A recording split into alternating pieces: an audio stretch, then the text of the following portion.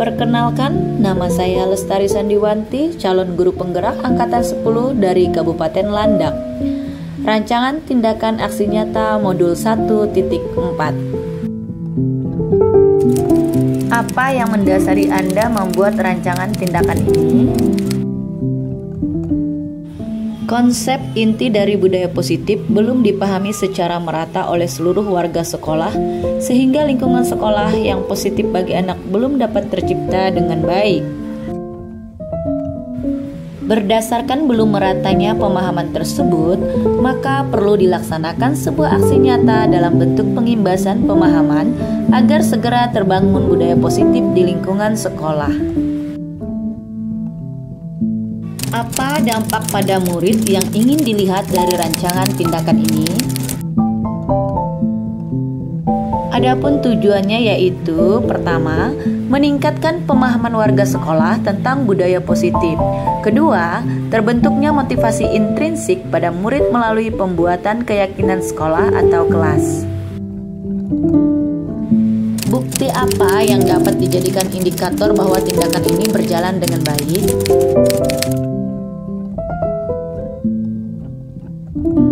Sebagai tolak ukurnya yaitu 1. Terlaksananya diseminasi pemahaman budaya positif di sekolah. 2. Terciptanya keyakinan kelas melalui kesepakatan yang dilakukan wali kelas dan murid. 3. Warga sekolah saling berintegrasi dalam menjalankan keyakinan sekolah yang telah disepakati. Dan yang keempat, segitiga restitusi menjadi alat utama dalam menyelesaikan persoalan kelas. Lini masa. Pertama, berkoordinasi dengan kepala sekolah. Kedua, melakukan diseminasi konsep budaya positif. Dan yang ketiga, menyusun keyakinan kelas dan menempelkannya di dinding kelas. Apa saja bahan, alat, atau tenaga yang Anda butuhkan untuk menjalankan tindakan? Bagaimana Anda akan mendapatkannya? Adapun dukungan yang saya butuhkan yaitu pertama, dari kepala sekolah, wali kelas, rekan guru lain, murid, serta sarana untuk membuat keyakinan kelas dan diseminasi seperti spidol, sticky note, pulpen, infokus, dan lain-lain.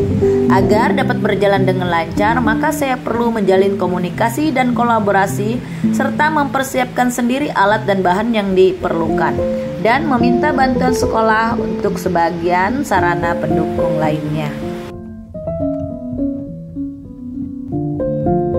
Selamat siang Bapak Ibu yang terkasih.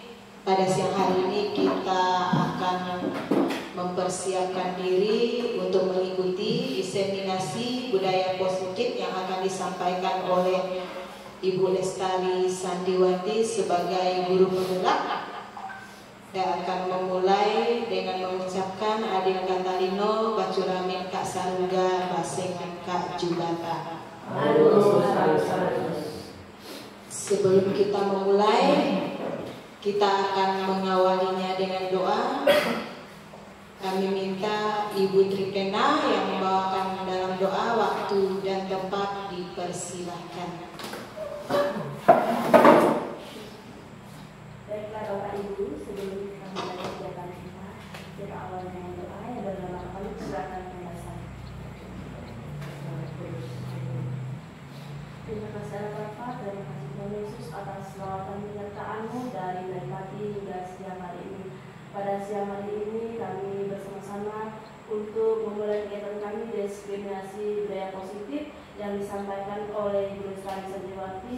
Semoga apa yang disampaikan oleh Ibu Lestari Sandiwanti bisa bermanfaat bagi kami, khususnya Dewan Guru di SDN 11 Kami akan memulai kegiatan kami Bapak, kiranya Engkau menuntun dari awal, pertengahan hingga berakhirnya kegiatan diseminasi kami dapat berjalan sesuai dengan kehendak-Mu. Dalam nama Tuhan Yesus kami sudah berdoa dan mengucap syukur. Haleluya. Amin. Terima kasih buat Ibu Tripena yang sudah membawakan doa. Sebelum kita mendengarkan kata sambutan dari kepala sekolah, di sini ada pantun dari Pak Hemisdin.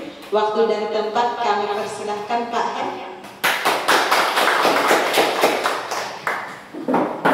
Oke, terima kasih atas waktu dan kesempatannya. Sebelum kita mulai kegiatan Ibu Tari yang akan memaparkan diseminasi budaya positif, supaya kegiatan Ibu Tari tidak garing, terlebih dahulu kita awali dengan pantun. Oke. Uniknya bebek itu berjajar, akan ditangkap oleh Adam. Guru harus pandai mengajar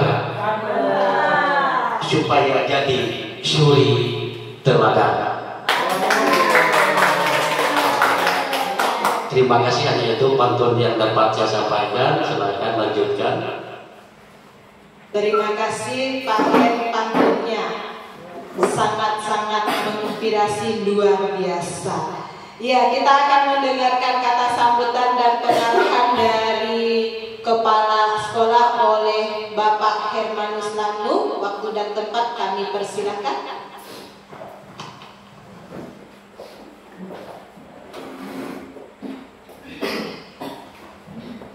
Ya, terima kasih atas waktu dan kesempatan yang diberikan kepada saya. Terima kasih kepada kita semua yang bisa hadir di tempat ini, di mana kita akan melaksanakan kegiatan. Ya.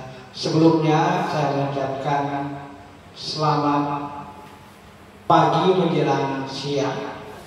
Selalu semangat pagi. Yes, yes, yes. Mantap. Ya, terima kasih. Adil Katalino, Bacuramin Kasaruga, Basengat Kak Jubata. Harus. Terima kasih atas kita semua, di mana kita akan melaksanakan beberapa kegiatan yang di mana pelaksanaan kita di ruang ini adalah yaitu melaksanakan diseminasi budaya positif di SDN 11 Sangku yang disampaikan oleh Ibu Lestari Sandiwati nanti ya, sebagai calon guru penggerak ya. Diharapkan kita semua membawa dampak perubahan positif ya. Dampak positif bagi peserta didik kita dan perubahan dari kita sebagai pendidik. Ini harapan kami ya, harapan kita semua agar proses untuk memajukan pendidikan khususnya di sekolah kita. Ini harapan kita semua dan dapat membawa anak-anak sesuai dengan kodratnya masing-masing. Bapak Ibu yang saya muliakan, harapan ini adalah harapan kita semua untuk memajukan sekolah kita. Nanti kita mendengarkan apa yang disampaikan oleh calon guru penggerak kita yaitu Ibu Lestari. Nanti kita semua menyimak apa yang diberikan kepada kita agar kita nanti bisa menerapkan masing-masing di kelas kita ya, di kelas kita sesuai dengan jenjang kelas 1 atau fase dari masing-masing ruangannya itu ya. Itu harapan saya. Mungkin hanya itu yang bisa saya sampaikan ya. Kurang dan lebihnya saya mohon maaf. Mungkin ada tutur bahasa dan tata cara pembicaraan saya yang kurang berkenan. Saya minta maaf pada kita semua. Akhir kata saya ucapkan Adil Katalino, Bacuramin Kasaroga, Basengat Kak Jubata. Terima kasih.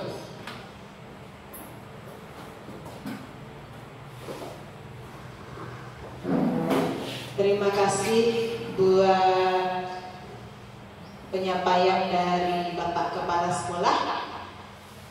Dan selanjutnya kita akan mendengarkan pemaparan materi diseminasi budaya positif dan aksi nyata dari calon guru penggerak angkatan 10 oleh Ibu Lestari Sandiwanti. Waktu dan tempat kami persilahkan.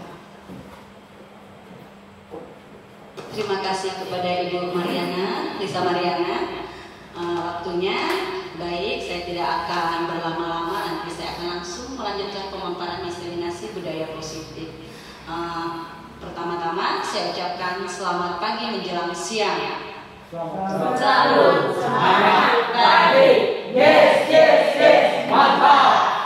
Hadir Kak Talina, udah curang Kak Saruga, Basengat Kak Jumanda. Pada kesempatan siang hari ini, saya akan mensosialisasikan tentang budaya positif kepada Bapak Ibu rekan guru dan kepala sekolah. Saya izin Pak untuk menyampaikan pemaparan materi ini. Baik, di sini ada diseminasi budaya positif. Sebelum kita lanjut, apakah ada yang tahu Bapak Ibu budaya positif itu apa? Ada yang sudah mendengar, pernah mendengar. Kemudian di sekolah kita ini, apakah sudah kita terapkan budaya-budaya positif selama ini? Sudah ada? Kira-kira? Ada tentunya ya, sudah pasti ada. Karena di suatu instansi pendidikan budaya positif ini pasti ada. Hanya saja caranya berbeda. Baik, kita akan langsung ke sini. Menyebarkan pemahaman dan penerapan pengalaman budaya positif. Nah ya, dipaparkan oleh saya. Kemudian sebelum masuk di budaya positif, saya akan berbicara dulu tentang tujuan pendidikan. Tujuan pendidikan kita apa sih? Mari kita lihat bersama. Ini menurut Bapak Pendidikan kita, yaitu Bapak Ki Hajar Dewantara, bahwa tujuan pendidikan adalah menuntut segala kodrat yang ada pada anak-anak agar mereka dapat mencapai keselamatan dan kebahagiaan yang setinggi-tingginya, baik sebagai manusia maupun sebagai anggota masyarakat. Oleh sebab itu, pendidik itu hanya dapat menuntut tumbuh atau hidupnya kekuatan kodrat yang ada pada anak-anak agar dapat memperbaiki lakunya, bukan dasarnya, hidup dan tumbuhnya kekuatan kodrat anak. Nah, Bapak Ibu, di sini sekolah kita ini merupakan ladang atau lahan pertanian, diibaratkan seperti itu. Anak-anak diibaratkan padi yang kita tanam. Kemudian kita guru ini diibaratkan sebagai seorang petani. Padi dapat tumbuh di mana saja. Benar tidak? Betul. Padi itu dapat tumbuh dalam kondisi apapun, biasa dia tumbuh. Terutama di tanah, kita tabur aja biasanya padi hidup ya. Nah, bisa di sawah, di ladang, atau di tanah ada sembarangan. Kadang-kadang begitu banyak padi ditaburkan akan tumbuh 1-2 padi, tetap ada yang tumbuh. Tetapi apakah tumbuh padi ini sesuai yang kita harapkan? Apakah nanti padi ini akan menghasilkan? Kalau tidak dirawat oleh petani, kalau kita tidak merawatnya, apakah akan tumbuh padi itu akan menghasilkan? Tidak dirawat. Padi itu tumbuh, tetapi dia tidak sesuai yang kita harapkan. Yang kita harapkan padi itu menghasilkan buah yang banyak, buah yang bagus, bukan buah yang hampa. Tetapi bagaimana kita menghasilkan buah ini supaya menjadi buah yang berisi, padi ini menjadi berbuah bagus sesuai yang kita inginkan. Nah, kita harus memupuknya, merawatnya, menyiangi. Nah, begitu juga kita sebagai guru untuk mendidik anak-anak ini ibarat menanam padi. Jadi kita agar dapat memperbaiki lakunya, anak-anak ini sudah ada dasar. Kalau menurut Ki Hajar Dewantara bahwa manusia itu terlahir, anak-anak terlahir sudah dengan dasarnya, sudah ada. Kalau dulu teori tabula rasa, anak-anak itu lahir ibarat kertas putih kosong, kemudian kita menulisnya. Tetapi menurut Ki Hajar Dewantara bahwa anak-anak itu terlahir seperti kertas putih, tetapi sudah mempunyai tulisan-tulisan. Hanya saja tulisan itu masih samar-samar, masih pudar, belum terlihat jelas. Nah, yang memperjelas tulisan itu siapa? Orang tua dan kita sebagai guru. ya. Nah, di sini kita diharapkan untuk memperbaiki lakunya anak itu, bukan dasarnya. Dasarnya anak sudah mempunyai, dari lahir sudah ada, dia mempunyai dasarnya ya. Lakunya yang akan kita perbaiki. Baik. Selanjutnya masuk ke budaya positif. Budaya positif di sekolah yaitu nilai dan kebiasaan di sekolah yang berpihak pada murid agar mereka dapat berkembang menjadi pribadi yang kritis, penuh hormat dan bertanggung jawab sesuai dengan profil pelajar Pancasila. Nah, Bapak Ibu, sebagai contoh budaya positif yang sudah kita jalankan di sekolah ini apa saja? Ada yang bisa memberikan contoh? Bapak Ibu, kita semua sudah melakukan itu sebenarnya setiap hari. Misalnya, memulai dengan berdoa, memberi salam, apalagi sapa, ya kan? Kemudian membersihkan kelas. Nah, itu kita sudah melaksanakan membersihkan kelas. Sekolah itu adalah budaya positif yang sudah sebenarnya kita laksanakan di sekolah kita. Itu salah satu contoh ya. Nah, konsep utama budaya positif itu apa? Yang pertama, perubahan paradigma belajar. Kedua, disiplin positif. Ketiga, kebutuhan dasar manusia. Yang keempat, motivasi perilaku manusia. Yang kelima, restitusi. Restitusi di sini posisi kontrol dulu. Kemudian keyakinan kelas, dan yang ketujuh itu segitiga restitusi. Apa semua ini nanti akan dijelaskan. Mari kita lihat bersama. Untuk yang pertama adalah perubahan paradigma belajar. Dalam membangun budaya positif, sekolah dapat menyediakan lingkungan yang positif, tentunya aman dan nyaman agar siswa mampu berpikir, bertindak dan mencipta dengan merdeka, mandiri dan bertanggung jawab. Disiplin sangat berkaitan dengan kontrol guru terhadap siswa. Nah, di sini kita mengontrol siswa ya. Di sini. Nah, sebelum ke sini mari Bapak Ibu berpasang-pasangan kita mencoba. Ada yang menjadi A, ada yang menjadi B. Jadi berdua ya. Seandainya coba yang misalnya Bu Lisa yang A, B-nya Pak Hemusdin, sama seperti itu ya. Bu Lisa menggenggam erat hal yang paling penting di dalam genggamannya itu, misalnya mungkin itu barang berharga, berupa barang berharga, entah uang, entah apapun itu, pokok berharga. Nah, kemudian Pak Hemusdin ini mencoba mengambil barang berharga dari Bu Lisa, gitu ya, mencoba mengambil barang berharganya. Nah, apakah Bu Lisa akan memberikan itu? Kemudian berbagai cara Pak Hemusdin ini.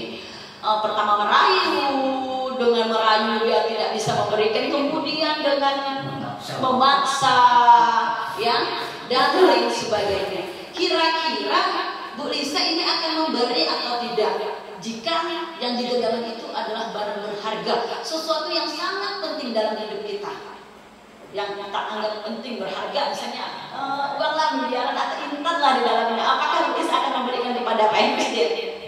Tidak mau. Iya. Pasti akan dipertahankan.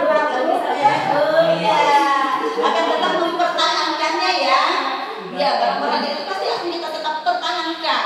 Jadi tidak bisa orang lain mengganggu-gugat. Yang punya kuasa adalah diri kita sendiri terhadap apa yang kita miliki. Nah, itu. Kemudian perubahan paradigma belajar. Perubahan paradigma teori kontrol. Ini menurut Dr. William Glasser. Ilusi guru mengontrol murid.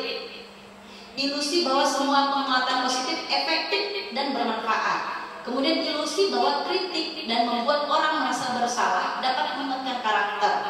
Ilusi bahwa orang dewasa memiliki hak untuk memaksa. Nah, ini yang sebenarnya biasa terjadi pada diri kita sebagai seorang pendidik. Ilusi-ilusi kontrol ini yang biasanya kita lakukan ya sebelum-sebelumnya. Tapi dengan harapan belajar tentang budaya positif, nanti kita dengan berproses akan merubah diri kita ya. Ilusi guru mengontrol murid. Kita yang selalu mengontrol murid. Yang apa kita mau, apa yang kita menghendaki harus terjadi pada anak-anak. Padahal anak belum tentu mau sesuai aturan seperti itu, ya kan? Kemudian kritik dan membuat orang merasa bersalah dapat menguatkan karakter, itu ilusi. Kita mengkritik orang, harapan kita supaya orang ini dapat berubah karakternya lebih baik, maksudnya itu ilusi. Tetapi ternyata itu salah. Ilusi kritik dan membuat orang merasa bersalah dapat menguatkan karakter, itu tidak menguatkan karakter seseorang, ya. Kemudian semua penguatan positif efektif dan bermanfaat. Nah, ini yang perlu kita perhatikan. Kemudian orang dewasa memiliki hak untuk memaksa. Kadang-kadang ilusi kita di pikiran kita bahwa kita punya hak untuk memaksa kepada anak-anak, gitu ya. Nah, ini yang perlu kita perhatikan untuk perubahan paradigma belajar. Disiplin positif. Apa makna disiplin? Ya, apa sih makna disiplin itu? Dulu, disiplin ini bagus sebenarnya maknanya. Tetapi dengan kita di Indonesia, di daerah kita, misalnya itu disiplin ini berubah makna akhirnya, ya. Yang pertama berasal dari bahasa Latin. Pertamanya awalnya yaitu disiplina, yang artinya belajar. Disiplin itu bagus sebenarnya maknanya di awal, belajar. Nah, disiplin diri membuat orang menggali potensinya menuju sebuah tujuan apa yang dia hargai. Disiplin diri, mampu mendisiplinkan diri sendiri. Gitu kan? Kita belajar membuat diri kita bisa dihargai, itu bagaimana mendisiplinkan diri kita. Namun dalam budaya kita, makna kata disiplin telah berubah menjadi sesuatu yang dilakukan seseorang pada orang lain untuk mendapatkan kepatuhan. Kecenderungan umum adalah menghubungkan kata disiplin dengan ketidaknyamanan, bukan dengan apa yang kita hargai atau pencapaian suatu tujuan mulia seperti itu. Apa yang kita hargai itu sebenarnya bukan itu tujuan dari disiplin di budaya kita ini. Ternyata disiplin itu membuat seseorang itu tidak nyaman, ya kan, tidak aman, tidak enak. Itu kondisi-kondisi yang tidak enak akhirnya di budaya kita. Arti disiplin itu, pada disiplin itu sebenarnya belajar untuk bisa dari diri kita sendiri, dari dalam diri kita sendiri, menghargai diri kita. Harusnya seperti itu. Nah, disiplin adalah kemampuan memerintah diri sendiri dalam mengontrol dan menguasai diri untuk memilih tindakan yang mengacu pada nilai-nilai yang kita hargai dengan patuh, penuh tanggung jawab, tanpa terperintah orang lain.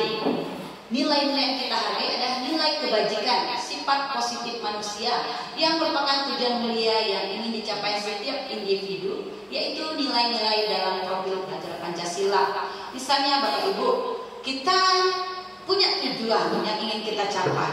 Apa yang kita lakukan supaya kita dapat mencapai tujuan itu?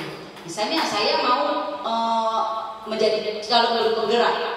Jadi apa yang harus saya buat dengan diri saya? Saya harus bisa mendisiplinkan diri saya. Saya harus belajar dengan tekun, penuh semangat, tanggung jawab, agar dapat mencapai tujuan saya menjadi guru penggerak nantinya. Nah, itu merupakan salah satu disiplin yang harusnya kita tanamkan dalam diri kita. Bukan berarti ada faktor dari luar, orang lain, oh ini karena pemerintah yang membuat program seperti ini, sehingga saya mau tidak mau harus ikut calon guru penggerak. Harus itu begitu maksudnya, tetapi bukan yang itu yang kita inginkan. Harus ada dari dalam diri kita disiplin ini, bukan dari orang lain, dari luar. Ada faktor luar, misalnya karena faktor pemerintah sekarang sudah harus menyiapkan, harus semua guru itu calon jadi guru penggerak. Jadi karena mau tidak mau mengikuti aturan dari pemerintah, ya saya ikut guru penggerak. Akhirnya ketika dalam perjalanan saya tidak bisa menyelesaikan tugas-tugas yang saya buat, saya terima. Tetapi kalau saya mendisiplinkan diri saya, berasal dari dalam diri saya kemauan itu, maka semuanya akan berjalan dengan enak. Kita bisa menyelesaikan tugas-tugas yang diberikan, walaupun seberapa apapun kita akan bertanggung jawab dengan itu, karena kita mempunyai nilai dalam diri kita, nilai kebajikan, yaitu bertanggung jawab terhadap tugas dan profesi kita sebagai seorang guru penggerak. Nah, itu salah satunya. Kira-kira disiplin di sini adalah mengacu pada dari dalam diri kita sendiri, ya. Bukan disiplin itu orang lain yang mengatur kita, tidak. Kemudian yang ketiga itu kebutuhan dasar manusia. Nah, kebutuhan dasar manusia atau realitasnya yaitu kebutuhan setiap orang berbeda. memahami pandangan orang lain tentang dunia. Itu kita perlu memahaminya. Setiap orang memiliki gambaran yang berbeda. Nah, setiap individu memiliki gambarannya dan kebutuhannya masing-masing. Ada 5 kebutuhan dasar manusia. Yang pertama survival, yaitu kebutuhan untuk bertahan hidup. Yang kedua cinta kasih dan diterima. Yang ketiga kesenangan. Yang keempat kebebasan. Dan yang kelima penguasaan. Nah, harus kita pahami dulu apa kebutuhan dasar yang kita perlukan, terutama kepada anak-anak didik kita. Anak didik kita juga kan manusia, mempunyai 5 kebutuhan dasar. Yang paling mendasar itu yang ini ada. Kebutuhan untuk bertahan hidup, merasa dicintai, kesenangan, kebebasan, dan penguasaan. Apa sih maksudnya itu? Mari kita lihat bersama. Di sini ada kasus, ya. Ada kasus bahwa Ibu Ria, guru kelas 6 di SD Permai, sedang bingung menghadapi ulah salah satu murid di kelas bernama Agus. Beberapa anak telah datang dan mengeluhkan Agus yang seringkali meminta bekal makan siang mereka dengan paksa. Nah, ini pernah terjadi ya di sekolah kita. Jika Anda menghadapi situasi seperti Bu Ria, apa yang akan Anda lakukan? Menurut Anda, kira-kira apa alasan Agus melakukan hal itu? Nah, bagaimana Bapak Ibu kita menanggapi kasus ini? Kalau Bapak Ibu ketemu dengan sesuatu yang seperti ini, penanganannya seperti apa? Penanganannya biasanya marah ya, ada yang marah, bersih. Nah, kita melihat anak itu jam istirahat ngambil merampas bekal temannya, ngambil gitu ya kan. Biasanya kadang-kadang karena kita belum mengetahui, belum belajar juga banyak, termasuk saya. Biasanya kita itu nanya ya sama anak, kenapa melakukan ini? Kenapa kamu tidak bawa bekal? Kenapa harus begini? Kenapa begitu? Kadang kita seperti itu yang selama ini terjadi ya Bapak Ibu. Tetapi untuk mengatasi hal ini, kita harus mengetahui 5 kebutuhan dasar dulu pada anak ini. Dalam konteks penerapan disiplin positif, Ibu Ria sebaiknya mencari tahu alasan Agus melakukan tindakan tersebut agar mengetahui kebutuhan mana yang sedang berusaha dipenuhi oleh Agus. Bisa saja yang pertama survival, kebutuhan bertahan hidup. Agus lapar dan orang tuanya tidak membawakannya bekal makan siang. Bisa saja itu penyebabnya, sehingga dia mengambil bekal temannya. Yang kedua, bisa saja karena kurang diperhatikan atau lebih dicintai atau perlu dirasa dicintai. Misalnya teman Agus jadi perhatikan Agus. Nah, karena Agus ngambil ini tadi bekal makan, bisa jadi temannya jadi oh kasihan sekali lihat Agus karena dia tidak ada bekal, suka ngambil makanan kita, baiklah kita bagi, kita perhatikan dia. Nah, jadi dia minta perhatian itu. Bisa jadi itu kedua. Yang ketiga, bisa jadi alasannya itu dia merasa hebat karena temannya jadi takut dan mengerti keinginannya, power atau kekuasaan. Dia merasa berkuasa. Wah, teman-temanku karena kau ambil bekalnya tadi pasti takut nih, pasti ngasih nih. Bisa jadi seperti itu. Yang keempat, kebebasan atau freedom. Agus merasa bosan dengan bekal yang dibawakan orang tuanya karena selalu bekal yang sama. Nah, di sini bisa jadi Agus itu bawa bekal. Hanya saja bekalnya itu saja setiap hari sehingga dia bosan ketika melihat punya temannya beraneka ragam diambil gitu ya. Bisa jadi ini alasannya. Atau yang kelima bisa jadi kebahagiaan atau fun. Agus hanya iseng dan dia menikmati ekspresi wajah temannya yang kesal. Kadang-kadang ada yang begitu rese ya. Jadi kalau lihat teman-temannya itu nangis atau lihat temannya marah itu dia suka, senang. Bisa jadi kelima kebutuhan dasar ini yang menjadi pemicunya ada salah satunya di sini. Jadi kita sebagai seorang pendidik untuk menangani suatu masalah kita harus mencari tahu dulu kebutuhan dasarnya itu. Dari 5 kebutuhan dasar ini, anak ini ditanyain apa yang diperlukannya, apa yang diharapkan sebenarnya, apa yang dibutuhkannya. Oh saya iseng bu, senang aja suka ngacau gitu ya. Jadi bagaimana menanganinya nanti permasalahannya? Ketika kita sudah tahu kebutuhan dasarnya yang tidak terpenuhi adalah misalnya itu yang nomor 1, Agus lapar, orang tuanya tidak menyediakan bekal misalnya. Apa yang akan bisa kita lakukan bersama anak tersebut? Ya, baik. Hukuman dan sanksi atau konsekuensi.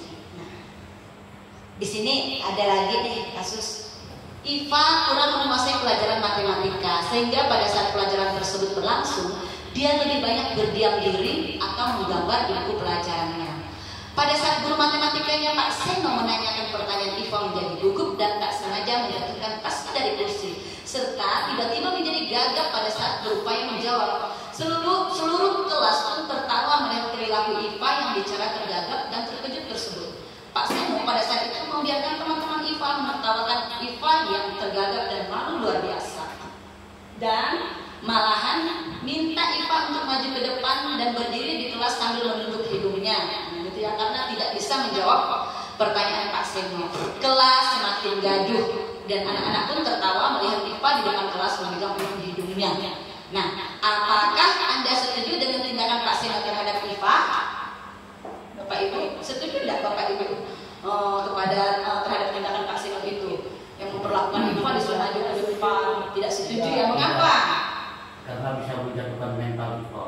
Iya, karena bisa menjatuhkan mental anak menjadi merasa malu, minder akhirnya ya.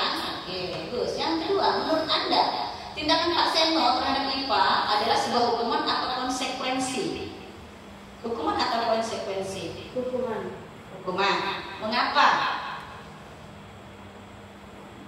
Saya lebih pada konsekuensi karena efek atau akibat perbuatan IPA yang tidak menguasai, tidak menjaga pada matematika, atau akhirnya dia dan konsekuensinya dia tidak bisa menjawab pertanyaan dari Pak Seno. Itu sebuah konsekuensi yang harus ditanggung oleh IPA. Iya, oke. Baik, ada yang menjawab konsekuensi, ada yang menjawab hukuman. Kalau Bu Pena tadi hukuman, mengapa Bu Pena? Yang pertama karena si IPA tadi disuruh maju ke depan, ya kan tidak sengaja menjatuhkan tasnya. Iya. Pak Seno itu mengambil keputusan suruh si IPA ini maju ke depan dan memegang ujung hidungnya. Itu berupa hukuman. Itu berupa hukuman. Baik, mari kita lihat di halaman selanjutnya. Nah, di sini ada identitas gagal, di atas ada identitas sukses. Di bawahnya identitas gagal itu berupa hukuman. Yang identitas sukses itu berupa disiplin. Disiplin itu ada dua, ada konsekuensi dan restitusi. Ya, di sini akan kita jelaskan. Yang sebelah sana kolom itu akhirnya ujungnya adalah negatif. Ya, berakhir pada negatif jadinya. Kemudian di konsekuensi berakhirnya netral. Sedangkan di restitusi berakhirnya positif. Dampaknya. Nah, kemudian hukuman sesuatu yang menyakitkan harus terjadi. Sedangkan konsekuensi sesuatu yang harus terjadi juga. Kenapa menyakitkan? Nah, hukuman itu dia menyakitkan kepada orang yang menerima hukuman. Nah, itu hukuman. Tapi konsekuensi itu tidak menyakitkan, tetapi harus terjadi. Misalnya kita sudah membuat kesepakatan di awal kan dengan anak-anak, tetapi anak-anak melanggar, misalnya ada tidak mengerjakan PR atau apa. Jadi kita memberikan konsekuensi. Sebelum itu kan kita ada perjanjian dengan anak-anak. Konsekuensinya apa kalau tidak mengerjakan PR? Oh, saya siap tuh untuk mengerjakan kembali PR-nya, mengulang kembali, itu konsekuensi. Atau dia tidak boleh istirahat bersama teman-teman yang lain, tetap di kelas waktu jam istirahat, itu konsekuensi. Sementara hukuman ini membuat orang merasa sakit, ya kan, malu. Nah, tidak nyaman untuk murid atau anak untuk jangka waktu panjang. Tidak nyaman untuk murid atau anak untuk jangka waktu pendek kalau konsekuensi. Itu bedanya dengan hukuman. Kalau hukuman kita dipukul, itu akan terasa sampai kita usia dewasa. Ingat kita, misalnya apa yang dilakukan guru pada kita, menunjuk kita, kamu lakukan ini. Itu akan kita ingat sampai sekarang biasanya. Kalau apa yang terjadi pada kita di masa lalu itu biasa sampai kita dewasa, itu masih teringat, itu jangka waktu panjang. Tetapi kalau konsekuensi, seperti tadi anak tidak mengerjakan PR, nanti konsekuensinya kamu jadi istirahat tetap di kelas ya, kerjakan tugasnya. Itu akan berlaku dalam jangka waktu pendek. Dia merasa tidak enak itu di waktu itu saja. Setelah itu tidak berkelanjutan. Itu yang dimaksud ya. Nah, ini sampailah ke bawah di situ. Akhirnya di hukuman itu akan menjadi negatif, konsekuensi itu netral, dan di restitusi itu positif akhirnya ya. Mari kita lanjut sampai ke restitusi. Semua perilaku memiliki tujuan. Teori motivasi perilaku manusia. Nah, di sini ada perilaku-perilaku yang ditunjukkan itu dari mana sih asalnya? Ada motivasi eksternal, motivasi internal. Nah, yang pertama untuk menghindari ketidaknyamanan atau hukuman. Apa yang akan terjadi apabila saya tidak melakukannya? Nah, misalnya saya tidak mengerjakan PR dari Bapak Ibu guru ya. Kemudian nanti pasti akan terjadi itu, saya akan dihukum oleh Pak Guru. Nah, itu dia ada motivasi eksternal. dorongan dari luar. Ketika dia mau masuk sekolah besok harus selesai PR-nya, itu karena motivasi dari luar, eksternal, bukan dari dalam dirinya, sehingga itu tidak akan melekat lama. Motivasi itu tidak akan merubah dirinya nantinya. Hanya karena ada ancaman makanya dia melakukannya. Tetapi kalau tidak ada ancaman, dia santai aja, gitu ya. Kemudian yang kedua, untuk mendapatkan imbalan dari orang lain atau institusi, apa yang akan saya dapatkan apabila saya melakukannya? Nah, ini seperti biasa kita memberikan penghargaan ke anak-anak berupa hadiah, gitu ya. Itu juga termasuk motivasi eksternal dari luar. Nanti ketika suatu saat kita tidak memberikan pujian yang berlebihan atau tidak memberikan penghargaan, maka anak ini akan kembali tidak akan bisa membuat dirinya disiplin sendiri. Karena apa? Karena itu berasal dari luar. Dia hanya bisa melakukannya ketika waktu ada hadiah, ada pemberian penghargaan. Tetapi ketika tidak ada penghargaan, sudah semua lepas, hilang lagi ya. Tetapi yang melekat apa? Motivasi internal dari dalam diri. Tujuan disiplin positif. Nah, ini dia yang akan kita harapkan, kita mau untuk menghargai diri sendiri. Saya akan menjadi orang seperti apa bila saya melakukannya. Nah, biasanya motivasi dari diri, oh saya harus belajar supaya saya bisa, ya kan? Dari diri, saya harus mengatur waktu saya harus bisa mengikuti pelajaran. Jadi ini yang akan kita timbulkan. Bagaimana cara kita menggali motivasi internal anak-anak itu? Inilah PR kita nanti Bapak Ibu Guru. Bagaimana caranya kita menimbulkan motivasi internal kepada anak-anak, bukan motivasi eksternal yang akan kita harapkan kepada anak-anak itu. Baik, selanjutnya. Mari berlatih hukuman atau konsekuensi. Nah, baik Bapak Ibu, kita coba. Lari mengelilingi lapangan basket 2 kali karena terlambat hadir di sekolah. Ini menurut Bapak Ibu hukuman atau konsekuensi? Hukuman. Membersihkan coretan yang dibuatnya di meja tulis? Konsekuensi. Murid diminta untuk push up 15 kali karena tidak menggunakan masker ke sekolah? Hukuman. Bagus. Menggantikan kertas tugas teman yang telah dicoret-coret? Konsekuensi. Berjemur di lapangan basket pukul 12 siang karena ngobrol dengan teman. Murid diminta bertelanjang kaki sepanjang hari karena tidak menggunakan sepatu warna hitam sesuai peraturan sekolah. Hukuman termasuk. Hukuman? Ada yang masih kunci? Tidak. Hukuman. Konsekuensi. Murid diminta bertelanjang kaki sepanjang hari karena tidak menggunakan sepatu warna hitam sesuai peraturan sekolah. Hukuman dengan konsekuensi apa? Harus satu, pilih satu. Kita coba. Konsekuensi. Hukuman. Oke, nanti akan kita lihat jawabannya ya. Berdiri di depan kelas sambil mengangkat kaki satu karena tidak bisa menjawab pertanyaan. Baik, kita cek jawabannya. Yang mana kira-kira? Ada 2 konsekuensi di sini. Selebihnya hukuman. Menggantikan kertas tugas teman yang telah dicoret-coret itu konsekuensi. Tadi yang dibilang konsekuensi, murid diminta bertelanjang kaki sepanjang hari karena tidak menggunakan sepatu warna hitam sesuai peraturan sekolah. Ini merupakan hukuman karena membuat anak tidak nyaman, ya kan? Membuat anak merasa malu. Ya banyak ya, tidak aman juganya. Nanti anak bertelanjang kaki di lingkungan sekolah sepanjang hari, bisa saja dia kena beling, bisa saja dia kena paku di lapangan, ya kan? Itu kita sudah memberikan hukuman. Jadi membuat anak merasa tidak aman, nyaman, itu tidak senang, gitu ya, merupakan hukuman. Jadi kalau ada perasaan-perasaan itu yang akan terjadi, itu adalah hukuman. Kalau perasaan anak menjadi tidak nyaman, tidak enak, pokoknya yang negatif-negatif lah, berarti itu hukuman. Oke, restitusi, posisi kontrol guru. Nah, ini posisi kontrol kita sebagai seorang guru. Ada 5 posisi kontrol guru. Yang pertama menjadi seorang penghukum, yang kedua pembuat merasa bersalah, yang ketiga teman, yang keempat pemantau, yang kelima manajer. Ini posisi-posisi kontrol kita biasa yang kita sering lakukan di kelas atau di siswa kita ya. Baik, selanjutnya. Nah, posisi kontrol guru. Pernyataan-pernyataan, saya kecewa sekali dengan kamu. Nah, ini membuat orang merasa bersalah. Posisi kontrol yang kedua, ya. Tadi yang pertama adalah penghukum, ya, membuat orang merasa bersalah. Kalimatnya itu kurang lebih, saya kecewa sekali dengan kamu, gitu ya.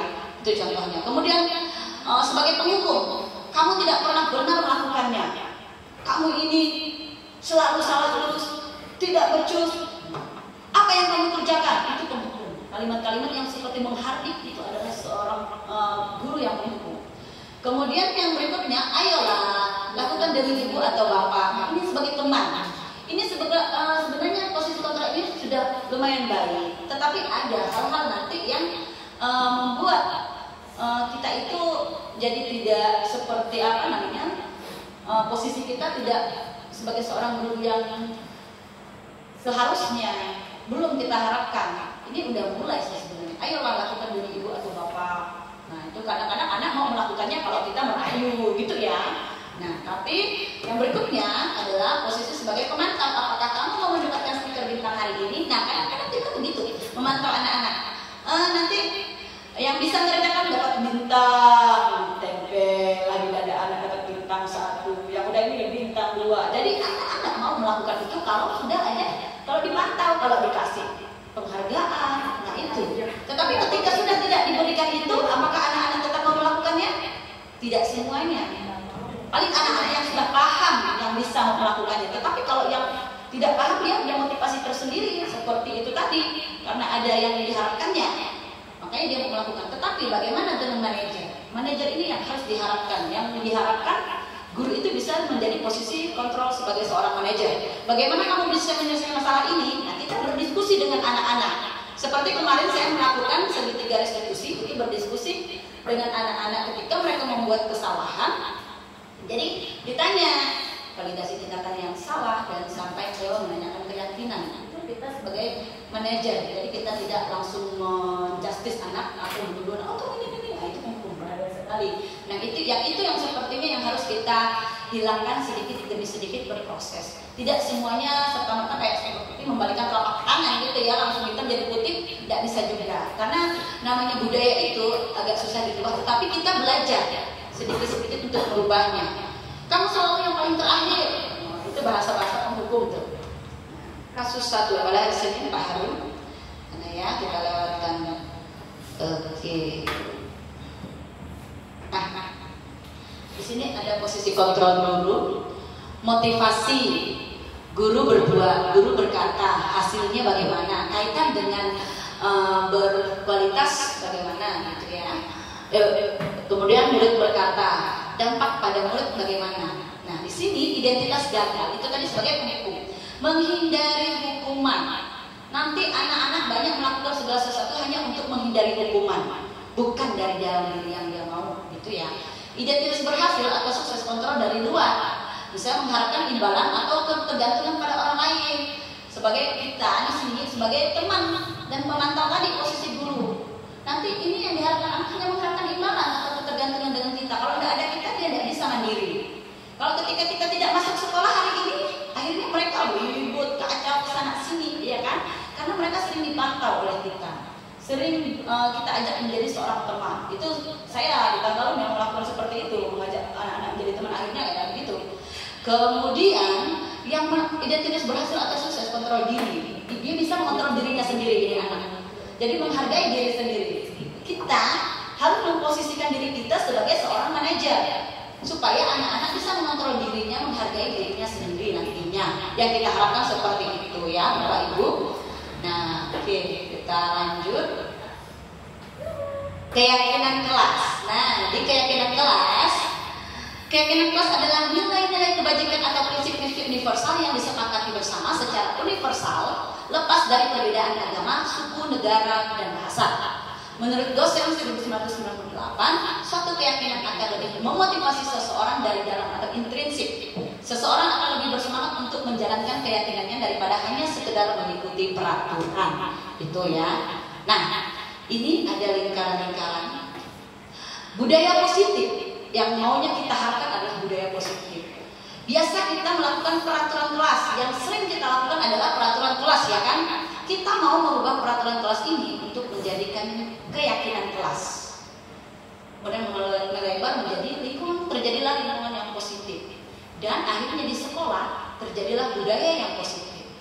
Peraturan-peraturan itu kan bersifat biasanya bahasanya jangan membuang sampah sembarangan, gitu ya. Itu bahasa-bahasa peraturan kelas. Nanti kita rubah keyakinan kelas. Jadi jaga kebersihan, jagalah kebersihan, misalnya seperti itu.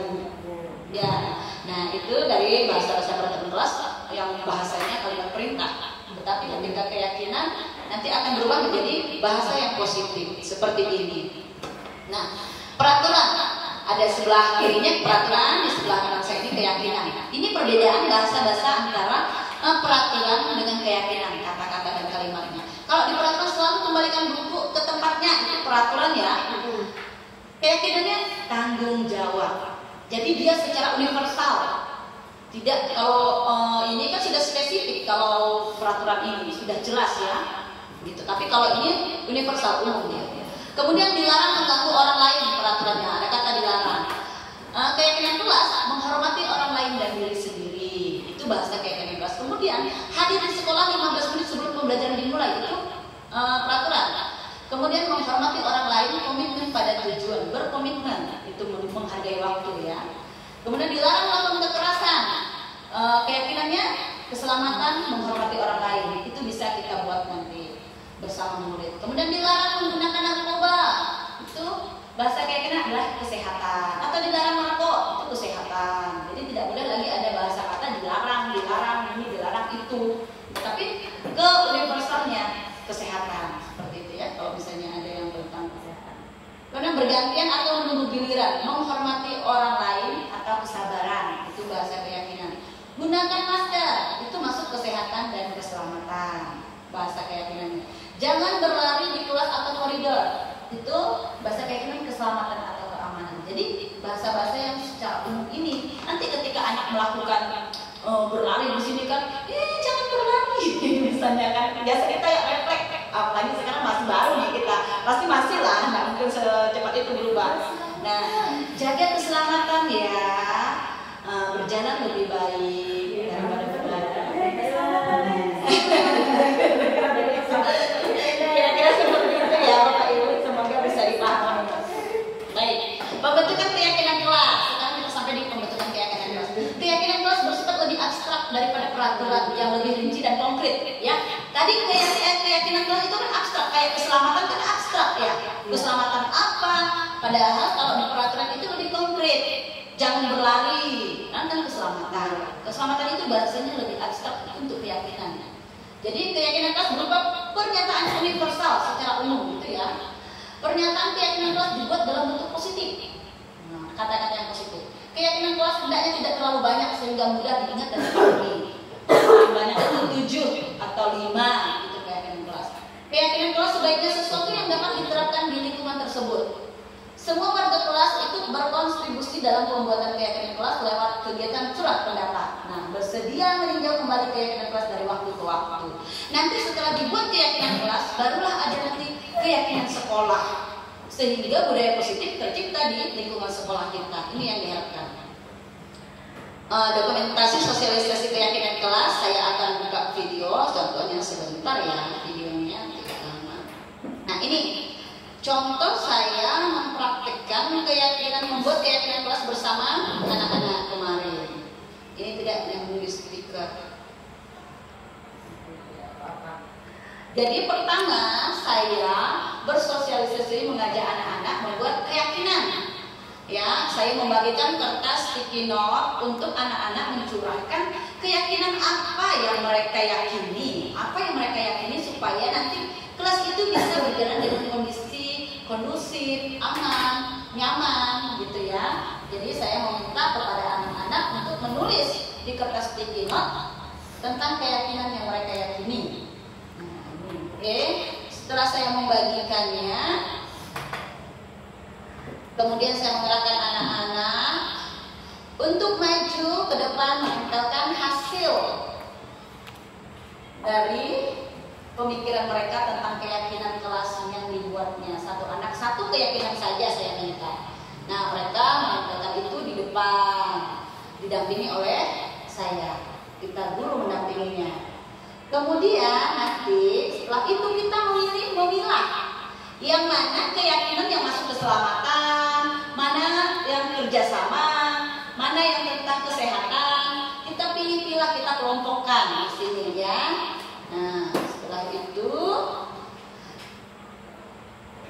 kita tempel dan saya jelaskan kembali. Kemudian kami memilih. Nah, saya kemarin membuat keyakinan bersama anak-anak ini, tetap dengan anak-anak. Jadi kita bacakan sticky note-nya itu satu-satu tentang keyakinan mereka, mana yang kita sepakati bersama. Yang pertama, belajar dengan bersungguh-sungguh, itu kesepakatan yang pertama, keyakinan yang pertama. Kemudian sampai di sini kami ada 5 keyakinan kemarin yang disepakati bersama anak-anak. Nah, itu sampailah di keyakinan yang kelima. Dan setelah itu kami sepakati bersama, nantinya keyakinan kelas ini akan kita bikinkan poster, kemudian kita tempel di dinding kelas kita masing-masing. Kalau nanti ada keyakinan sekolah, maka akan kita pasang di koridor sekolah. Itu disepakati oleh bersama warga sekolah. Tapi keyakinan kelas disepakati oleh wali kelas dan muridnya. Ya, nanti Bapak Ibu supaya bisa kita sama-sama membuat keyakinan kelas masing-masing di kelas kita. Oke, kembali lagi ke materi. Kira-kira seperti ini ya, kita membuat keyakinan kelas itu berkoordinasi dengan anak-anak, bekerja sama. Segitiga restitusi. Nah, di segitiga restitusi sekarang, apa itu segitiga restitusi? Segitiga restitusi yaitu proses menciptakan kondisi bagi murid untuk memperbaiki kesalahan mereka sehingga mereka bisa kembali pada kelompok mereka dengan karakter yang lebih kuat melalui restitusi guru. Dapat apa? Guru dapat membantu murid menjadi lebih memiliki tujuan, disiplin positif, serta memulihkan dirinya setelah berbuat salah. Membantu murid untuk jujur pada diri sendiri dan mengevaluasi dampak dari kesalahan yang dilakukan. Kemudian memberikan penawaran, bukan siksaan. Artinya Bapak Ibu, kita melakukan restitusi ini, segitiga restitusi, kita meminta anak mencari solusi untuk masalah dia sendiri. Mencari solusi dari masalahnya sendiri. Jadi kita menerapkan segitiga restitusi ini. Tidak kita memaksakan. Oh, nanti kamu harus begini. Setelah kamu melakukan kesalahan ini, kamu harus membersihkan WC. Nah, itu hukuman, memaksa. Tetapi yang dimau dari segitiga restitusi ini adalah kita berbicara kepada anak. Dia mengetahui kesalahannya apa. Kemudian dia juga harus berpikir, menentukan solusi. Dia yakin sikap perbuatan apa yang harus ditanamkannya sehingga bisa memperbaiki kesalahannya ini. Artinya kesadaran dari dalam diri anak itu sendiri, bukan dari luar, dari kita. Begitu ya, Bapak Ibu, untuk segitiga restitusi. Nah, di sini ada segitiga restitusi. Begini polanya. Ada menstabilkan identitas, itu yang pertama. Kemudian validasi tindakan yang salah. Kemudian yang ketiga, menanyakan keyakinan. Di menstabilkan identitas ini, setiap orang pasti pernah melakukan kesalahan. Itu bahasa-bahasanya. Ketika kita panggil anak, setiap orang pasti pernah melakukan kesalahan, tetapi pasti ada alasannya. Seperti apa alasan kamu melakukan kesalahan itu? Ini bahasa-bahasa menstabilkan identitas. Kemudian kamu bukan satu-satunya yang pernah melakukan ini. Itu juga bahasa menstabilkan identitas. Bisa kita menstabilkan identitas anak ini supaya dia tidak merasa dirinya terlalu bersalah gitu ya. Validasi tindakan yang salah. Kamu tentu punya alasan mengapa melakukan itu. Nah, itu kembali setelah kita menstabilkan identitas tadi, kita menanyakan alasannya. Validasi tindakan yang salah. Adakah cara yang lebih efektif untuk kamu mendapatkan apa yang kamu butuhkan? Seperti itu. Kemudian yang terakhir adalah menanyakan keyakinan. Nah, nilai-nilai apa yang harus kita sepakati kemarin? Misalnya dia tidak mengerjakan PR ya, tidak mengerjakan tugas. Kemarin kita sudah sepakat keyakinan kelas kita apa? Bertanggung jawab. Nah, sekarang kamu sudah melanggar kesepakatan atau keyakinan yang mana? Yang tidak bertanggung jawab, misalnya. Kamu ini menjadi orang seperti apa nantinya? Itu merupakan keyakinan, menanyakan keyakinan. Apa yang kamu yakini? Itu ya. Baik, selanjutnya. Menstabilkan identitas, ini tadi tahapnya. Berbuat salah itu tidak apa-apa. Tidak ada manusia yang sempurna. Saya juga pernah melakukan kesalahan seperti itu. Kita bisa menyelesaikan ini. Bapak Ibu tidak tertarik mencari siapa yang salah, tapi Bapak Ibu ingin mencari solusi dari permasalahan ini. Kamu berhak merasa begitu. Misalnya kalau anak-anak, ini apa? Saya itu didorong oleh dia tuh, dan saya dongkol dengan dia. Oh iya, kamu berhak merasa seperti itu. Ibu juga kalau dibuat seperti itu, saya juga akan marah misalnya. Tetapi, ada alasan atau bagaimana. Kemudian jadi validasi tindakan yang salah. Kamu pasti punya alasan mengapa melakukan hal itu, misalnya ya. Kamu patut bangga pada dirimu sendiri karena kamu telah melindungi sesuatu yang penting buatmu, misalnya begitu ya. Menanyakan keyakinan, apa yang kita percaya sebagai kelas atau keluarga? Apa nilai-nilai umum yang kita telah sepakati? Apa bayangan kita tentang kelas yang ideal? Kamu mau jadi orang yang seperti apa nantinya? penerapan restitusi ini sebentar saja saya tayangkan. Nah, kasus pertama kesalahan sehingga karakter mereka kuat ketika kembali pada kelompoknya. Segitiga restitusi membantu murid menjadi lebih memiliki tujuan, disiplin positif dan memulihkan dirinya setelah berbuat salah. Adapun tahapan pada segitiga restitusi yaitu yang pertama, menstabilkan identitas, kedua, validasi tindakan yang salah, dan berikutnya menanyakan keyakinan. Pada tahap menstabilkan identitas, kesalahan adalah bagian dari proses pembelajaran dan menggeser identitas gagal ke identitas sukses. Kemudian, validasi tindakan yang salah, yaitu berdasarkan prinsip bahwa setiap manusia memiliki kebutuhan dasar yang harus dipenuhi. Menggeser pemikiran guru sebagai stimulus respon menjadi proaktif, mengenali dan mengakui kebutuhan murid akan memperbaiki hubungan guru dengan murid. Dan pada tahap yang ketiga yaitu menanyakan keyakinan.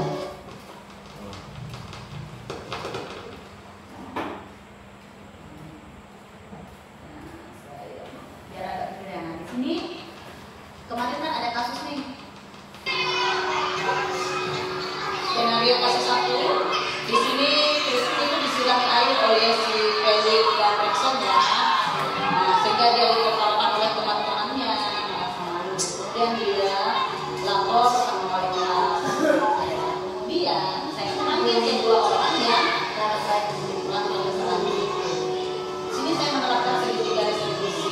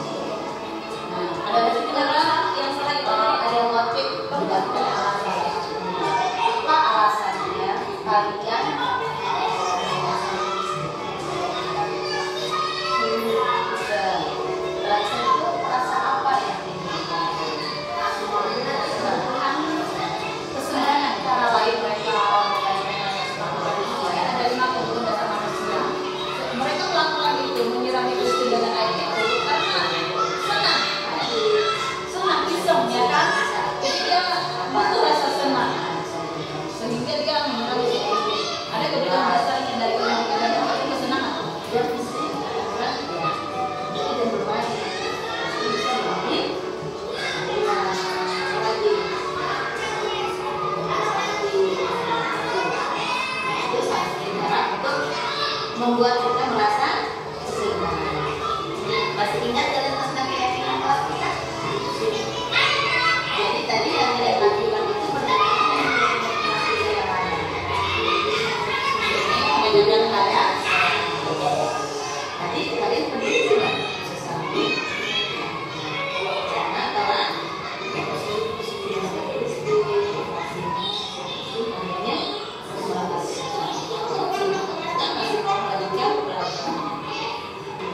setelah ini apa rencana terakhir kita menanyakan apa rencana atau solusinya dari mereka yang ingin mereka perbaiki terhadap diri, mencari kesenangan. Itu bisa dengan hal lain, bisa bermain bola atau berjanji ya, ganggu teman atau sama. Kira-kira seperti itu ya. Ini contoh segitiga restitusi. Kasus 2, target yang tidak mengerjakan.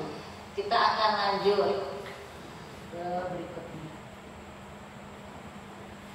Lanjut. Perkenalkan, saya Lestari Sanjuwanti. Ya, sudah selesai ya. Terima kasih. Nah, begitu tadi tentang penerapan budaya positif di sekolah, mulai dari paradigma perubahan sampai pada segitiga restitusi. Baik, Bapak Ibu, sebelum kita tutup, ada yang ingin ditanyakan dari pemaparan materi saya hari ini? Boleh. Baik, kita buka pertanyaan ya. Lisa Mariana, silakan. Nah, silakan mau berdiri boleh, mau duduk juga boleh. Iya, terima kasih buat waktu yang sudah diberikan kepada saya. Ada satu pertanyaan dari saya Bu.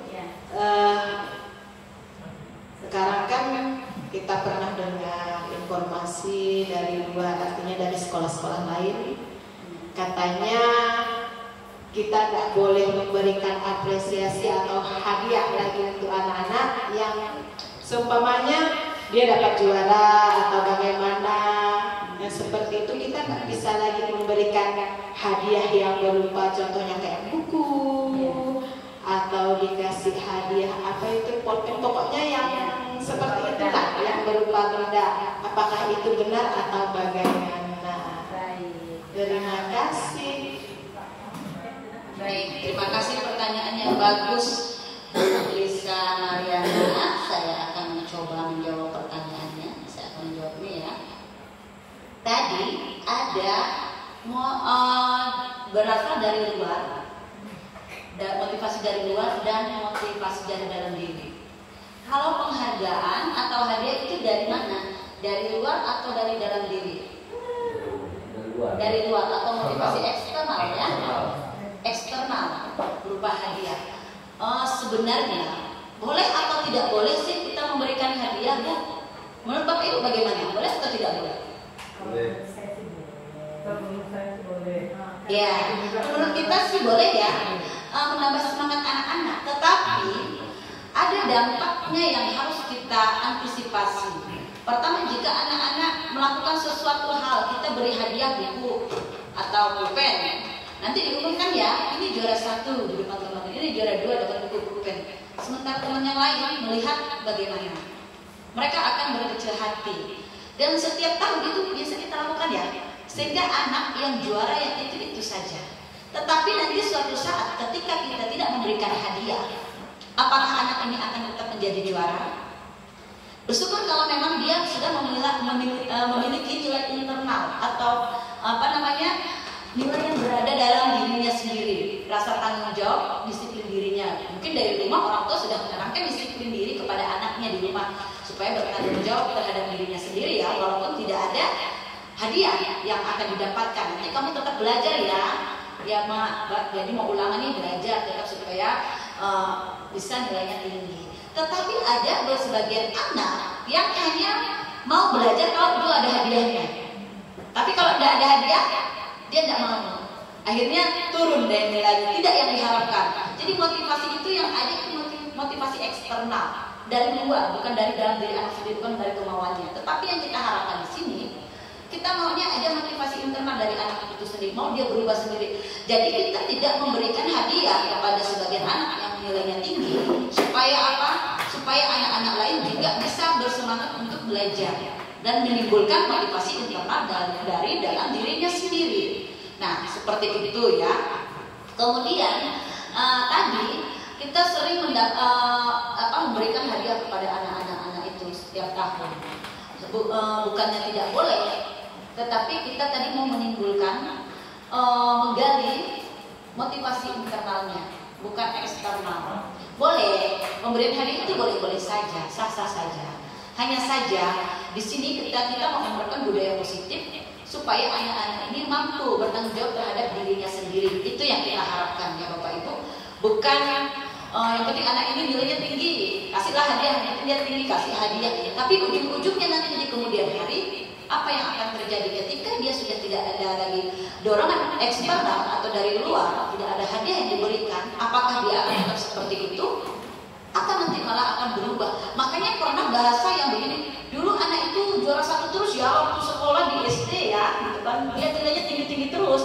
Tapi ketika di SMP kok jauh berubah. Dulu yang di SD yang nggak pandai apa-apa, yang tidak bisa ini itu, tapi begitu di SMP malah dia yang juara. Kenapa?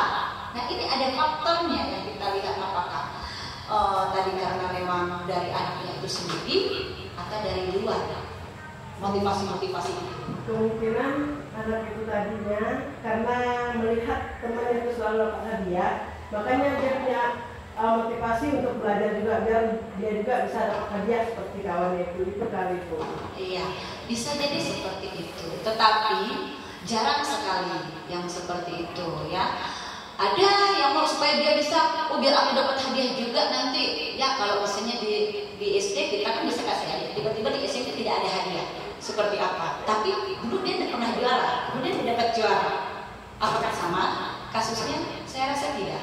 Jadi apapun alasannya, yang motivasi eksternal itu tidak sebenarnya kita harapkan terlalu banyak berperan ke kemajuan anak. Tetapi yang kita harapkan adalah motivasi internal dari dalam diri, rasa tanggung jawab dari diri anak itu sendiri yang kita harapkan, ya Bapak Ibu. Jadi kalau motivasi eksternalnya seperti pemberian hadiah, tolong dikurangi untuk kita mencoba memasukkan motivasi internal, mendampingi mereka berkembang sesuai dengan tanggung jawab dirinya sendiri. Itu yang kita harapkan Bapak Ibu, supaya itu melekat lama sampai jangka waktu yang lama. Tapi kalau eksternal itu tidak akan bertahan lama. Itu yang diharapkan dan dimaksud tadi, ya. Jadi kalau bisa pemberian hadiah, mungkin di SD dia sudah diberi hadiah, tetapi habis itu setelah itu tidak pernah dikasih hadiah waktu di SMP. Jadi dia tidak juara, katanya nilainya tidak bagus, itu kan tidak bertahan lama. Yang kita harapkan adalah bertahan lama atau dalam jangka waktu lama, itu ya.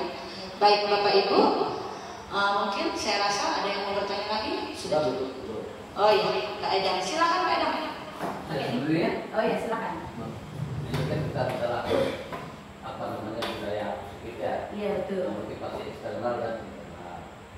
Nah, pernah kami dulu ikut webinar apa itu, anak itu memang harus dipuji biar dia main. Iya. Apakah puji itu eksternal atau internal itu? Bagaimana Bapak Ibu? Pujian, apakah internal atau eksternal? Eksternal. Dari luar. Ya, pujian itu merupakan motivasi eksternal, dorongan dari luar, ya, dari luar dari anak. Tadi dia kan karena dipuji, makanya bagus, hebat, jadi kamu sekarang luar biasa. Siapa yang memberi pujian? Kita, orang luar. Iya. Berarti kan dari luar, dari anak. Apakah nanti pengaruh pada tidak keluar nanti internal nanti motivasinya? Begini Pak, itu motivasi eksternal dia sendiri, berbeda dengan motivasi internal. Motivasi internal adalah dorongan dari atau kemauan dari anak itu. Tapi tadi kan eksternal ya, kamu bagus, luar biasa ya, hebat sekarang. Akhirnya dia mau belajar lagi nih, semangat lagi belajarnya. Karena apa? Karena faktor dari luar, dorongan dari luar, tetapi bukan karena dari dalam diri. Saya dipuji nih, senang nih kayaknya dipuji, jadi saya harus bisa belajar lebih baik lagi nih, biar dapat pujian lagi berikutnya. Nah, itu kan dari luar. Tapi ketika dia tidak dipuji, kenapa tiba-tiba jatuh nilainya? Padahal waktu itu bagus, kenapa jatuh? Apa yang terjadi? Bisa jadi anak jadi down, gitu ya. Jadi tidak ada kekuatan dari dalam dirinya itu. Yang kita tumbuhkan adalah kekuatan dari dalam diri anak. Dalam kondisi apapun, mau dipujikan dia tidak dipujikan, tetapi dia meyakini bahwa dia bisa melakukan sesuatu dengan disiplin dirinya. Itu yang kita harapkan.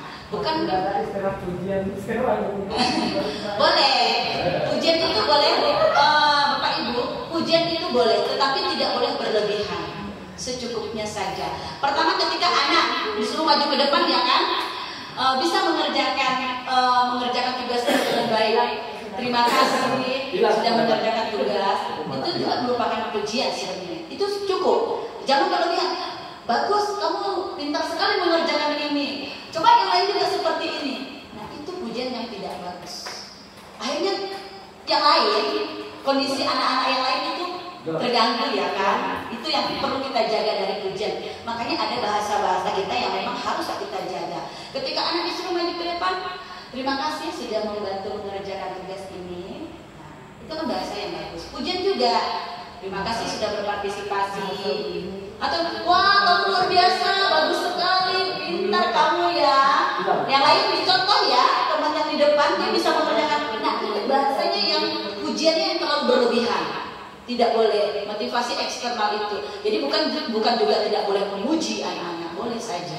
Tetapi ada kondisi-kondisi tertentu. Kalaupun kita memuji anak tersebut, sebaiknya secara personal ya. Jadi tidak ke depan teman-teman yang lain. Nah, seperti itu. Pujian juga tidak boleh berlebihan. Maunya kita begitu ya kan? Kalau di cara kita yang nggak mau itu begitu. Kamu tetap pujian hebat, mantap, kan? Iya. Nah, kalau yang seperti itu, kalau ada yel-yel seperti itu boleh-boleh saja. yang dimaksud di sini adalah pujian-pujian yang berlebihan, yang seperti akhirnya menjatuhkan mental anak-anak yang lainnya. Itu yang kita jaga. Makanya kita sebagai guru perlu belajar banyak tentang bagaimana memberikan pujian yang baik kepada, apresiasi kepada anak-anak, jangan terlalu berlebihan. Seperti itu barangkali Bapak Ibu. Baik, ada yang ingin ditanyakan lagi? Oh, masih ada. Masih seputar pemberian hadiah atau apresiasi memotivasi anak. Lalu sebentar lagi kita akan membangun lapor kita yang amalkan memberikan hadiah pada yang lagi di sekolah. Lalu kesepakatan kita hari ini, apakah kita boleh memberikan hadiah tapi tidak berlebihan atau tidak sama sekali? Nah, itu nanti kesepakatan kita bersama di sekolah. Dengan menerapkannya budaya positif ini, mari kita pikirkan bersama. Apakah reward atau apresiasi seperti itu, pemberian hadiah ini kepada anak-anak akan tetap kita lakukan, atau kita pikirkan kembali, kita pikirkan ulang bagaimana yang tepatnya. Apakah dengan memberikan semua anak sertifikat penghargaan, atau masih dengan hadiah juara satu lusin buku, juara 2,5 lusin, dan begini begitu ya. Nah, kebiasaan lama kita. Nah, untuk Bapak Ibu, pilihannya ada di diri kita. Apakah kita mau merubah cara mendisiplinkan anak dengan budaya positif ini, atau kita masih mau dengan model yang lama, konvensional, atau mau yang terbaru. Segala pendidikan ini akan selalu berubah ya. Kita mengadopsi, tentulah berubahnya ke arah yang lebih baik maunya kita. Terutama profil belajar Pancasila tujuan akhirnya. Itu nanti ini bisa kita sepakati bersama. Apa yang akan kita berikan apresiasi kepada anak-anak yang memang mendapatkan juara? Apakah berupa buku atau bisa yang lainnya?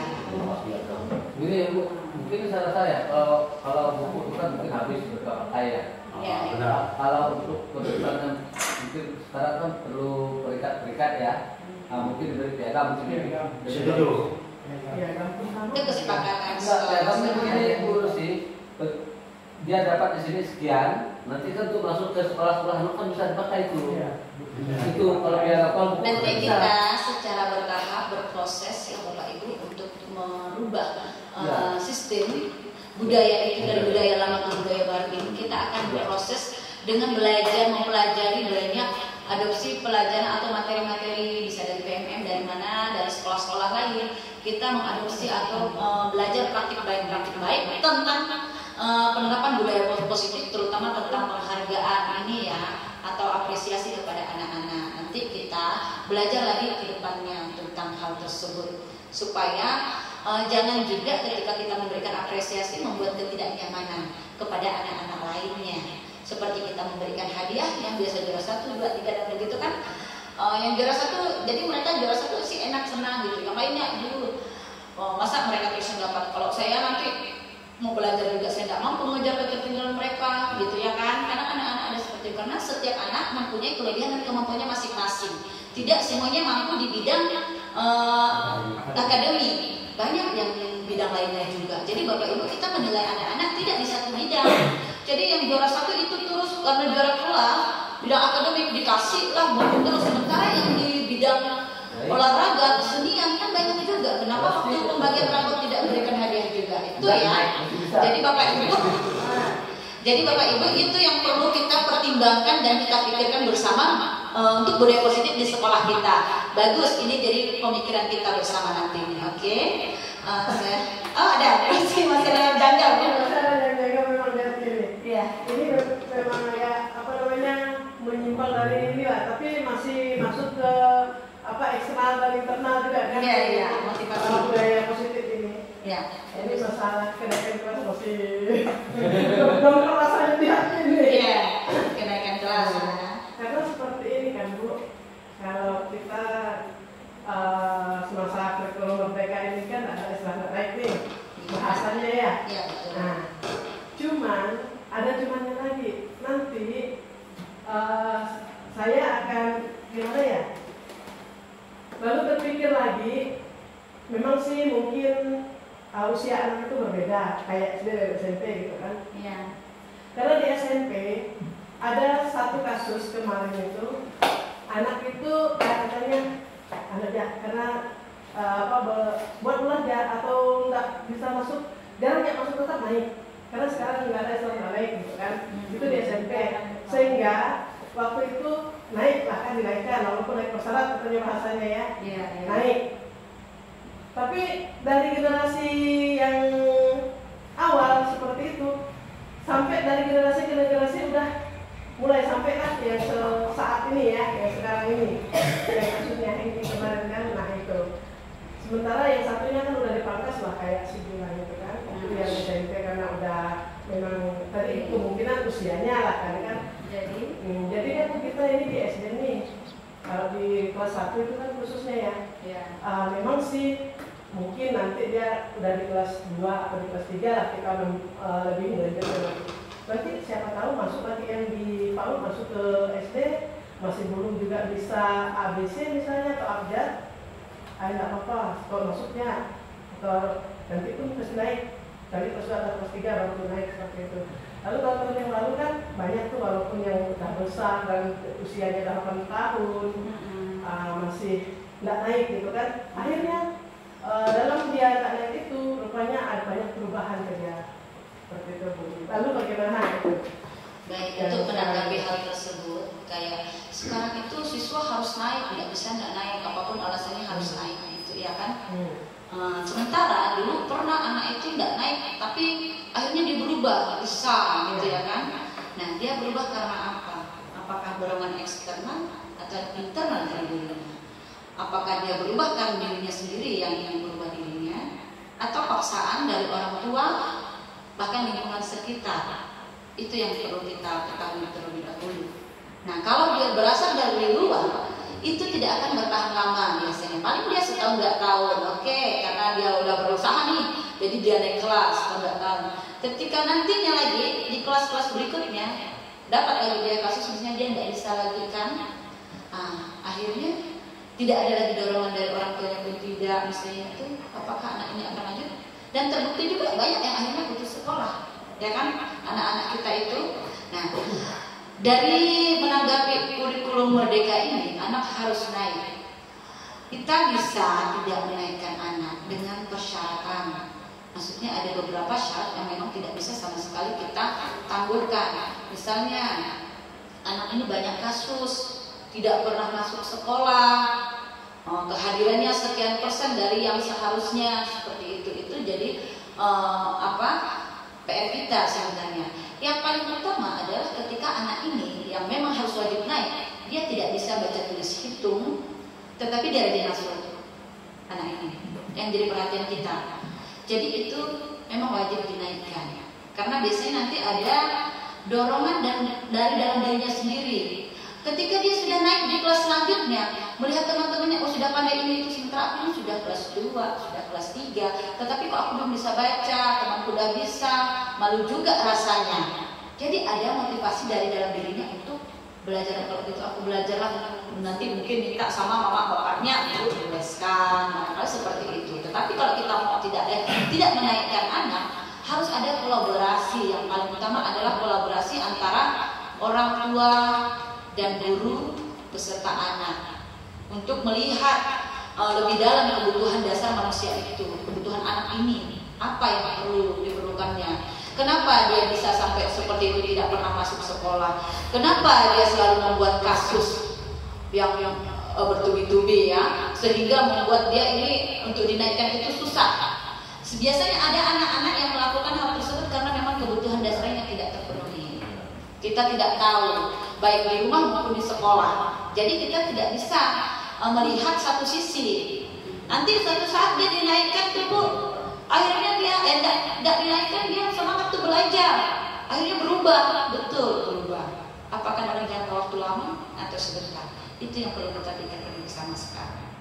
Karena tadi yang perlu kita cari solusinya adalah berkoordinasi dengan orang tua, mencari latar belakang anak ini terlebih dahulu. Kenapa melakukan hal-hal tersebut? Kenapa bisa seperti ini itu bapak ibu orang tuanya? Jadi kita tidak bisa juga kita menilai dari satu sisi. Kasihan yang pertama adalah anaknya, karena memang dari pendidikan Ki Hajar Dewantara adalah menuntun anak sesuai kodratnya. Kita hanya menuntun, membimbing. Tidak bisa kita merubah dasarnya anak itu, hanya merubah lakunya saja. Gitu. Jadi anak itu sudah punya dasar, ya, kemampuannya masing-masing. Kita tidak bisa merubah dia harus jadi pandai langsung seketika, tidak. Itu sudah kayak kita juga mendampingi, tadi hanya menuntun. Tapi kemampuannya yang sampai segitu, ya udah nggak apa-apa. Tapi kalau yang kita perlu pertimbangkan adalah kehadirannya di sekolah, seperti tadi udah berkali-kali atau kasusnya banyak. Itu kasusnya banyak. Lalu tapi tiba-tiba juga kita tidak menaikkan anak tanpa kita tahu apa latar belakangnya, sebabnya kenapa dia tidak masuk sekolah, kenapa dia suka membuli teman. Itu kan kita harus tahu. Makanya kita harus selalu terapkan budaya positif yang sering di institusi, kelas dan segala macam tadi. Itu makanya kita ini tidak serta-merta langsung membalikkan telapak tangan. Itu perlu waktu yang lama, proses dari budaya lama ke budaya baru itu kita biasanya memang berproses ya Bapak Ibu. Memang sulit untuk merubah budaya itu, memang agak sulit ya buat kita, karena kita belajar konvensional, guru-guru konvensional yang cara lama ya. Kita yang dulunya diktator, ini mana kita itu penghukum, guru-guru yang penghukum, mau dirubah ke guru yang manajer. Agak rasanya itu berat, bertahap dong. Dari yang penghukum, lalu janganlah sampai membuat orang merasa bersalah, lalu naiklah kita sebagai teman, naik lagi sebagai, nah itu ya pemantau, dan terakhir kalau bisa sebagai manajer. Itu yang paling diharapkan. Semoga nanti kita ini bisa sampai ke tahap itu dengan lambat dengan berjalannya waktu. Walaupun berjalannya tidak sesuai yang aturan yang ada gitu ya, bertentangan dengan hati nurani. Terkadang ya Bapak Ibu sama kita semuanya begitu. Cuma kita ini belajar. Namanya guru itu selalu belajar dan belajar. Bukan cuma anak yang belajar, tapi kita yang banyak belajar sebenarnya. Belajar dari anak juga. Memang iya, saya melihat anak-anak saya itu ya, kalau ketika saya membentak ini dulu, ikut aja, diam, udah diam nih semuanya. Tetapi apa yang terjadi? Waktu saya ada, ketika saya tidak ada, apa yang terjadi di kelas saya seperti udah kelas apa ya, kacau. Nah itu. Oke, baik Bapak Ibu, saya rasa nanti kita akan bisa selanjutnya belajar bersama lagi tentang budaya positif. Di luar dari ini kita belajar banyak, menerapkan keyakinan kelas di kelas kita masing-masing bersama murid kita, dan menerapkan keyakinan sekolah di sekolah kita. Semoga dengan berjalannya waktu kita bertahap bisa merubah budaya lama kita menjadi budaya positif yang baru. Saya rasa sudah tidak ada lagi yang bertanya. Baiklah, kita akan kembalikan waktunya kepada pembawa acara, Ibu Isna Mariana. Terima kasih buat waktu yang sudah kita gunakan untuk hari ini. Artinya banyak hal yang sudah disampaikan mengenai diseminasi dan aksi nyata dari calon guru penggerak angkatan 10 oleh Ibu Lestari Sandiwati. Kalau tadi dibuka dengan doa, dan hari ini juga kita akan menutupnya dengan doa. Kami minta Ibu Rosiana akan menutup kita di dalam doa. Waktu dan tempat kami persilakan. Kita berdoa agama kita masing-masing. Bagi yang beragama Katolik, mari kita buat salib putra dan terus. Allah Bapa yang bertata dalam kerajaan surga, puji dan syukur karena Tuhan hadapan-Mu, di mana saat ini kami sudah membicarakan tentang diskriminasi budaya positif. Apa yang telah disampaikan oleh Ibu Lestari bisa bermanfaat bagi kami guru dan bisa juga merubah kami walaupun sedikit demi sedikit. Ini hanya kehendak-Mu ya Tuhan, kami semua serahkan ini kepada-Mu. Hanya Engkau-lah yang Maha Tahu, hanya Engkau-lah yang Maha Kuasa mengetahui semua apa yang ada dalam diri kami masing-masing. Bapa di surga, sebentar lagi kami akan pulang meninggalkan tempat ini. Lindungilah kami dalam perjalanan, tibalah kami di tempat kami masing-masing dalam keadaan sehat dan selamat. Berkatilah kendaraan yang kami pakai supaya kami bisa sampai ke tempat tujuan kami dalam keadaan aman. Engkau kami puji kini dan Tuhan yang Maha Esa. Amin. Terima kasih. Terima kasih.